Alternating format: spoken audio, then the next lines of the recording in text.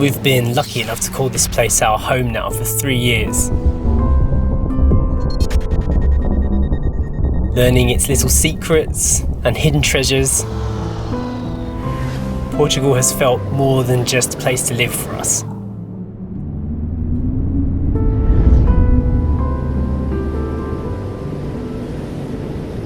Today I wanted to make a montage of our memories, something that might help you dive a little bit deeper into this country. Everyone knows about Lisbon, the Algarve, but what about the bits in between? That's what this video is all about. For those of you that are looking for something deeper.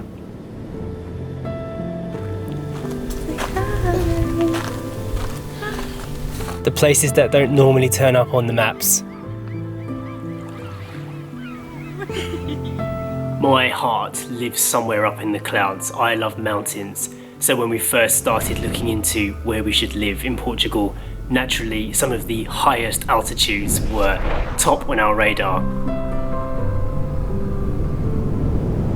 Which leads us to the highest mountain in the whole country, Serra da Estrela. I always do this when I look up a country. I check out a satellite view and I try and see what looks good from above. It makes a lot of sense to start your journey from the top so you get an overview of where you're going to be living, and that's how we started our journey at the beginning of our time here in Portugal. What amazing scenery, eh? It is. Beautiful. Wow, it's like being on another planet. We'd only been in the country for a few days before we first made our journey up to Serra da Estrela. I think that would be my dream kind of view. Sasha was heavily pregnant at the time, so it was nice that we could drive all the way up there. Wow, we've just entered the Serra da Estrela National Park and we're greeted by a goat herder and his herd of goats. And standing on top of that mountain, overlooking all of that scenery, it really did start to pull at the heartstrings and made us feel like we'd chosen a good place to start our journey.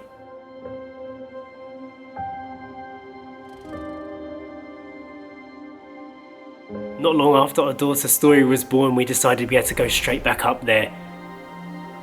And because Story is a winter baby, the snow had been falling. This is what life is all about for me. What a lovely scene. It's really nice, yeah.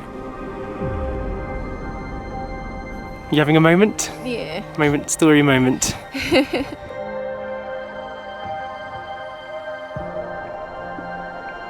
Yeah. It's nice. I feel a little bit emotional.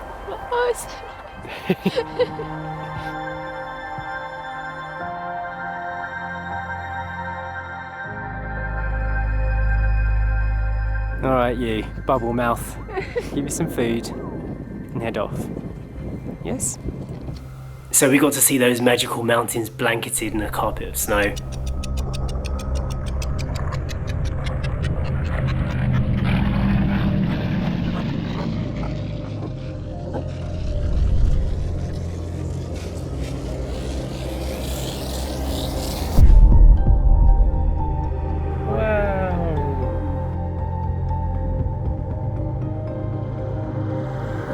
On our way back down the mountain, we found a little town that you've probably never ever heard of called Mon Tigers. We weren't even planning on stopping there, but as soon as I saw the views and the sun piercing through the cloud, I had to get out of the car for a moment and appreciate where we were standing.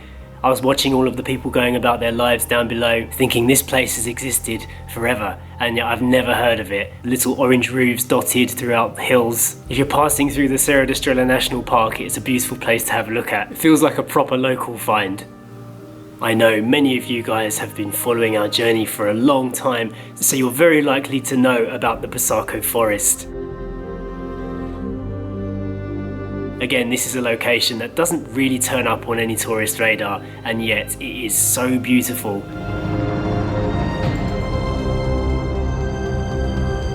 And every single time we went back to that forest, we discovered something new. Whether it was an abandoned building, ornate fountains,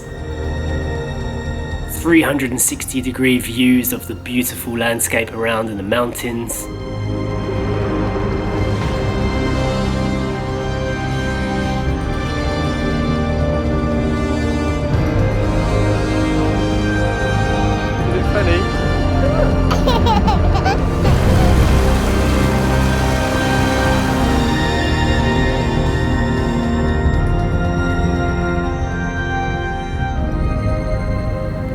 broken little bits of history dotted throughout this amazing, really old forest, full of unique trees from around the world. It became a favourite location for us to walk our dog Eden.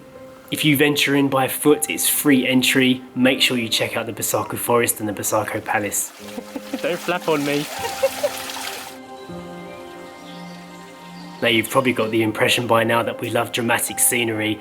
So when we finally got settled into our home in the Central Portugal region and we wanted to find ourselves our local mountain, something that was a bit closer than Serra da Estrela, we discovered Caralyne. It's only got an elevation of about 1,000 meters, but with the wind turbines dotted throughout the landscape and just the beautiful drive up there, Caralyne became a favourite place of ours to visit. Something great I haven't quite said yet is that all of these places so far have been free entry without having to pay for a national park fee, and you're free to go walking down all the hiking trails without anybody bothering you. It still feels a little bit wild here in Portugal, especially in the central region. Another unknown, underrated gem, we discovered Pennock, a sleepy little town elevated high above a beautiful river. Hills and mountains all around it. As soon as we discovered this place, we were there every week. We brought all of our family here to visit too. And it wasn't just the town itself that was beautiful, the hills around it were fantastic. Up on the top of the hills they've got these old grinding windmills.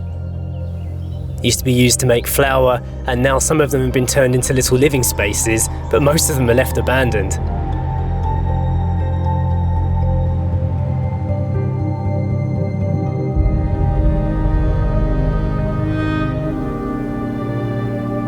It's a bit far apart for your arms, isn't it? Next on our list, Eden's watching you. And not too far away from Pennock was Lissela. Lissela was amazing. And the one thing that I really love about this place is that we discovered it because of local artists.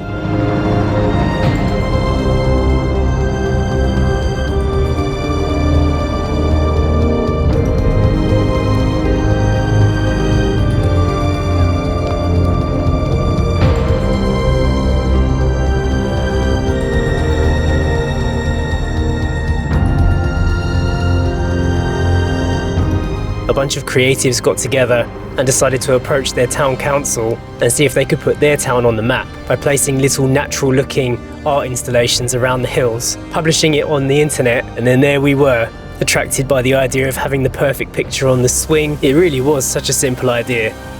It couldn't have cost too much money, but it added so much value to this place. This is a fantastic location. Whoa, is it cold? Of course, you can't visit Central Portugal without noticing Coimbra, probably one of the best cities in the area.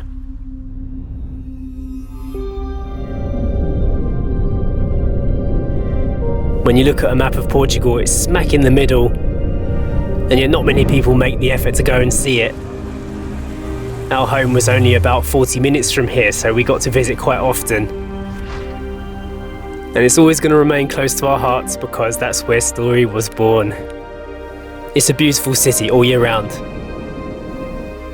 Heading further north now, we ended up at Paço de Regua. Now, you've probably never heard of that town itself, but you must have heard of the Douro Valley, which is where they make port wine.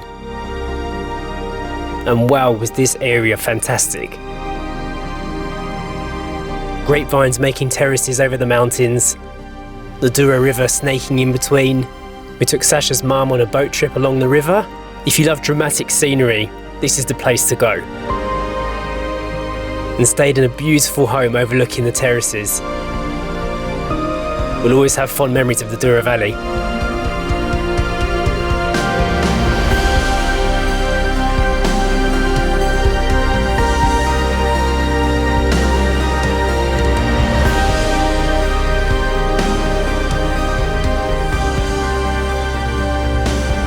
A few seconds away from the entrance of that town is the start of the best road in the world. According to some old award that it won, it's the N222, and we drove it in a loop all the way around to the N313, and there were some really beautiful views to see on the way.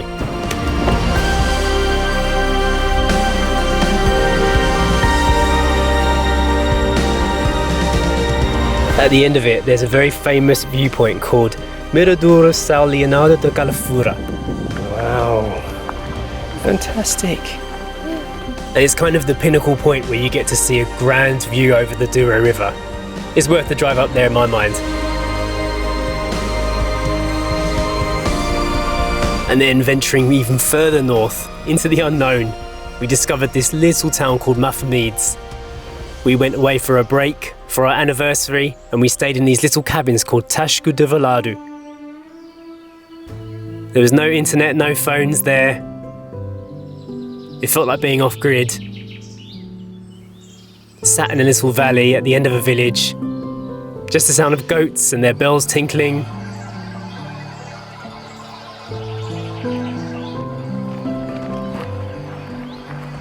We made it. This is where we are right now. There's a stone mill, a river, trickling stream. How you doing? This water is so clear. It was really, really amazing. Totally unheard of. And not somewhere you'd find on a tourist map.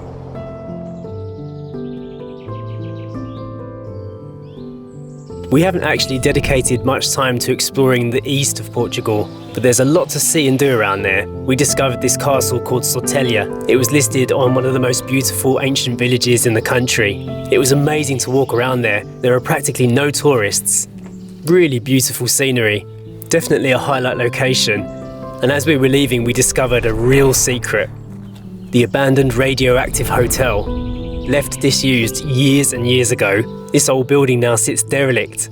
It sits on top of a radioactive spa, and back in the past people used to think that was beneficial for your health. When they found out it wasn't, they shut the place down and it's just been sitting like this ever since. Technically private property, but no one stops you going in, and it is absolutely beautiful.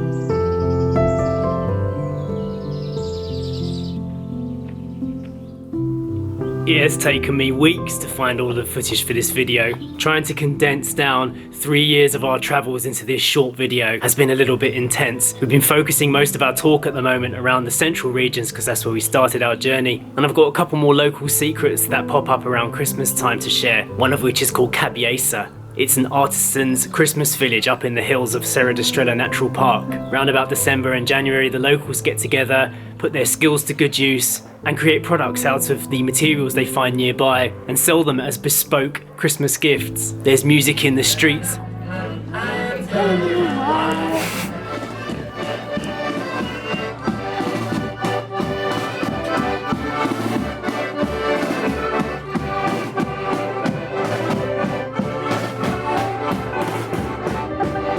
Hot chocolate sold at people's homes. It really is a local gem. And then we get closer to where we live now, which is the Silver Coast, where there's also a Christmas village called Vila Natal in the medieval walled city of Óbidos. It does have a little bit of a theme park feel, and it is geared up for kids. But in my opinion, Óbidos is one of the best villages in the whole country. Visually, it just looks amazing. And finally, I'm going to bring it back home to Caldas, which is where we live now. There is a beautiful park right in the centre called Dom Carlos. It's only an hour from Lisbon and it is such an amazing space. I might sound a little bit biased because I live around here, but the areas concentrated around Caldas are definitely worth a visit and a bit underrated in my opinion, especially when you factor in the beautiful beaches we have here, some of which are just untouched for most of the year. I really hope you enjoyed this video. It started off as a list of underrated places to visit, but turned out to be a montage of some of our best memories of living in Portugal for the last 3 years. Hit the thumbs up button if this video has helped you, and we'll see you next time. Bye.